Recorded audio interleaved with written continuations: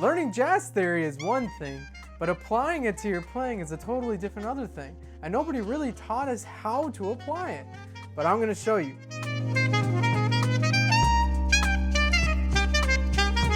Hey everybody, it's your friendly neighborhood saxophone Alex here. If you haven't already, subscribe to my channel. It's super easy. Just click the button and hit the notification bell and you'll be up to date on everything from your friendly neighborhood saxophone Alex. Be a part of this sax community where we talk about jazz theory, where we talk about sax techniques, where we talk about the hard-hitting facts about the sax that no one wants to talk about. So subscribe.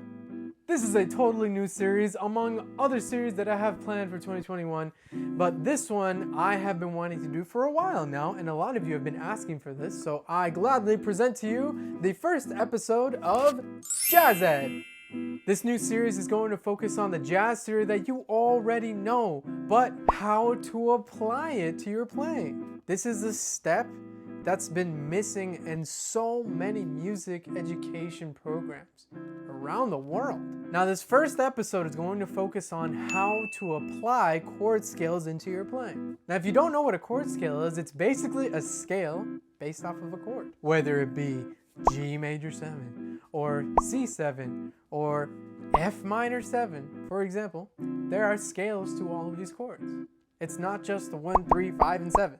There are notes in between them, and beautiful notes that a lot of people forget about. Now, for those of you who already know your chord scales and your modes and whatnot, great! But what happened in my experiences in music school was that there was a huge obstacle, almost a barrier, between learning the theory and then translating it into your playing. And I really hated that because I wanted to apply such beautiful chord structures, such beautiful, colorful notes on certain chords into my playing, but no one ever told me that I could play it on my horn. No, no, no, no. You can only put that on a drop 2 and 4 chord in your arrangement, or you got to avoid the 11 when it's a G7, but it's like, it's a good passing tone if you do it right, or you know, whatever, all of those things, but they never told me how to apply it and practice it.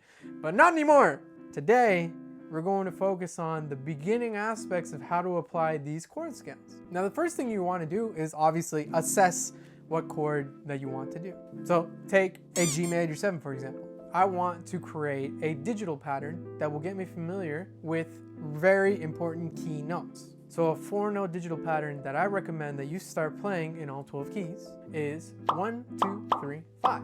This digital pattern is great for really hitting the most important notes in the chord. So you can practice this in the cycle of fifths, up in whole steps, and then up in half steps, whatever you want, but as long as you apply it to all 12 keys, it will serve you much better in the long run, and you'll be able to memorize and feel it better on your horn, or your piano, or whatever it may be in the long run. Once you get this digital pattern down, you can start adding the 7. So 1, 2, 3, 5, and then 7. This again hits on the most important chord tones in the chord, especially the 7, the 3, and the 1. The other 2 notes aren't as important, but they give a very good color. The 2 is a passing tone between 1 and 3, and the 5 is the 5th, which is a very stable note. Again, if you apply this in fourths and fifths, up whole steps, up in half steps, through all the 12 keys, then you'll be smooth sailing when you apply it to it too. This is just the beginning. You can get yourself more comfortable with playing these notes, and once you feel that you've mastered the sound and hear how it sounds against the chord, then you can start venturing off and adding the 6 and completing the chord scale. But for now, if you feel that you're under pressure in a jam and you don't know a certain tune, but you can try to play it by ear, always know that this digital pattern, obviously changed by minor chords, so 1, 2, flat 3, 5, flat 7, or 1, 2, 3, 5, 7 for major, or 1, 2, 3, 5, flat 7 for dominant, can help you weave through the changes in an effective and very clear way so that at least you know where you are chordally. So I'm going to demonstrate these 2 patterns and you can hear how they sound and see how I practice them. So sit back, relax, and I'll see you in a bit.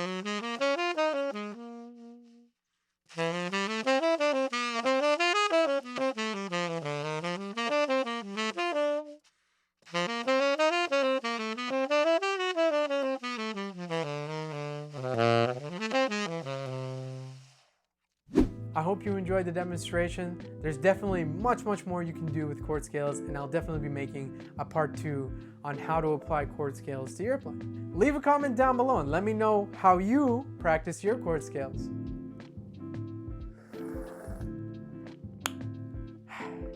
This great coffee was sponsored by Lucas Fair, a great old friend of mine from Berklee College of Music.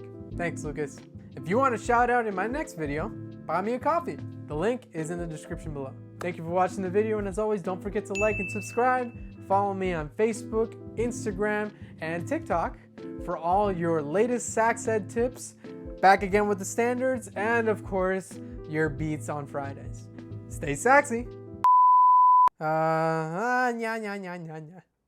If you haven't, I hope you enjoy the